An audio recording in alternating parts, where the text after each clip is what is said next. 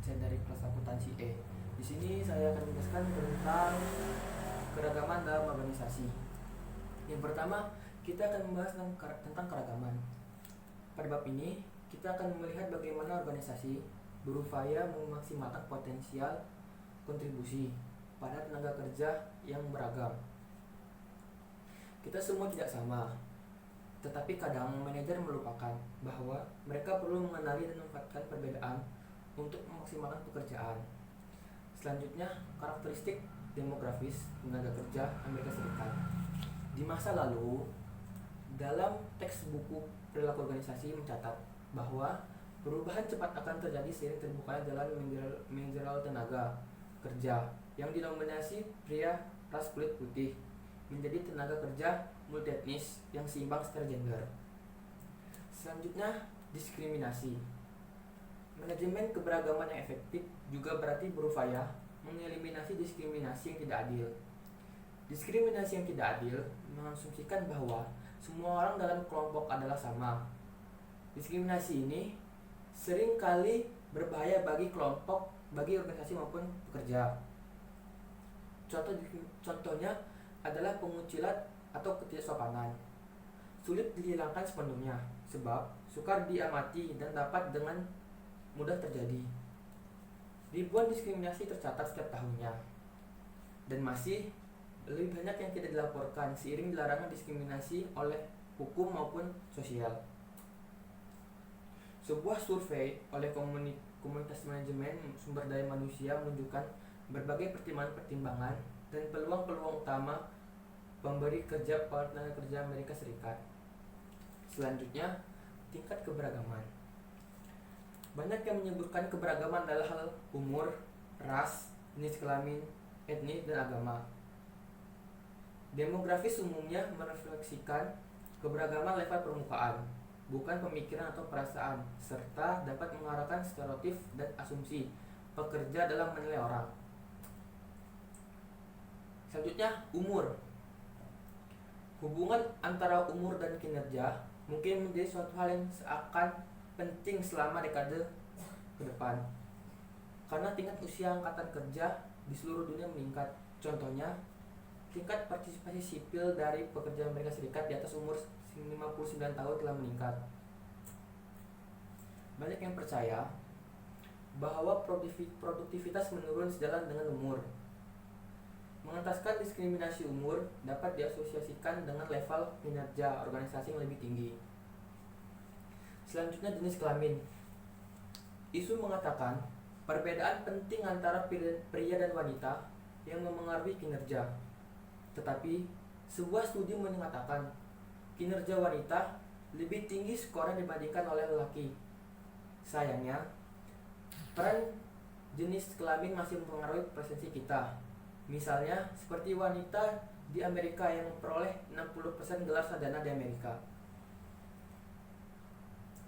Selanjutnya, ras dan etnis. Ras merupakan isu kontroversial. Pertama, dalam masalah pekerjaan, individu cenderung untuk sedikit memihak kolega dari ras mereka dalam evaluasi kinerja. Kebanyakan riset menunjukkan bahwa anggota ras dan etnis minoritas melaporkan level diskriminasi yang lebih tinggi di tempat kerja. Selanjutnya, disabilitas. Pemberi kerja disarankan untuk menyediakan akomodasi yang sesuai sehingga tempat-tempat kerja dapat diakses oleh pekerja yang memiliki kekurangan fisik atau disabilitas. Sebuah studi mengatakan bahwa pekerja dengan disabilitas menerima evaluasi kinerja yang lebih tinggi, meskipun individu menyadang cacat terus mengalami diskriminasi. Mereka kadang-kadang diberikan perlakuan preferensial di tempat kerja. Selanjutnya, karakteristik geografis lainnya. Contohnya seperti masa kerja, agama, orientasi seksual, dan identitas kelamin serta identitas budaya. Yang pertama, masa kerja.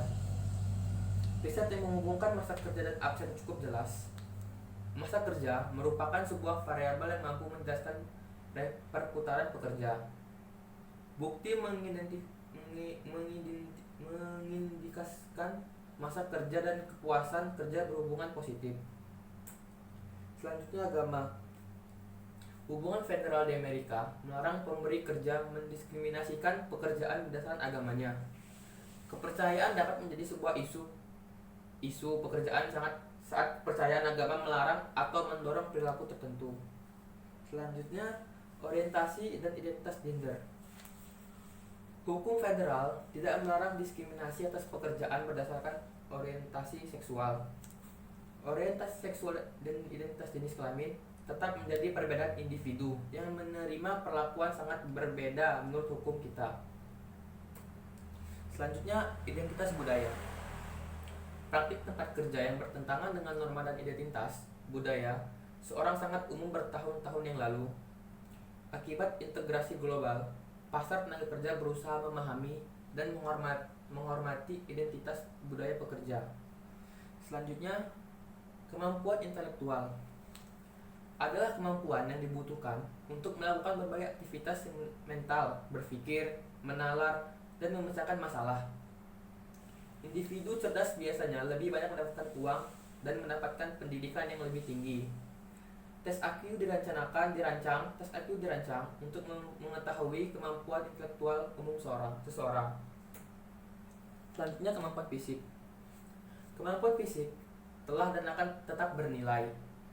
Kinerja yang tinggi makin dicapai saat manajemen telah memastikan tingkat kebutuhan pekerja atas kemampuan dan memastikan pekerjaannya.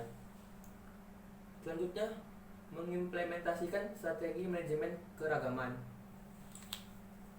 Yang pertama, menarik, memilih, mengembangkan, dan mempertahankan pekerja yang beragam. Riset telah membuktikan bahwa wanita dan kelompok minoritas memiliki minat yang lebih tinggi pada pemberi kerja yang memberikan peluang untuk menonjolkan komitmen akan keberagaman dalam rekrutmen mereka. Proses seleksi adalah satu tempat yang sangat penting untuk menerapkan usaha keberagaman. Selanjutnya, kesamaan pribadi tampaknya mempengaruhi perkembangan karir. Individu yang secara demografis berbeda dari rekan lainnya lebih mungkin merasakan komitmen yang lebih rendah dan keluar. Selanjutnya, keragaman dan kelompok. Keragaman atau demografis, jenis kelamin, ras, dan agama tidak terlihat baik membantu ataupun melukai kinerja tim secara umum. Tanpa memandang komposisi kelompok, perbedaan dapat dimanfaatkan untuk mencapai pekerjaan superior.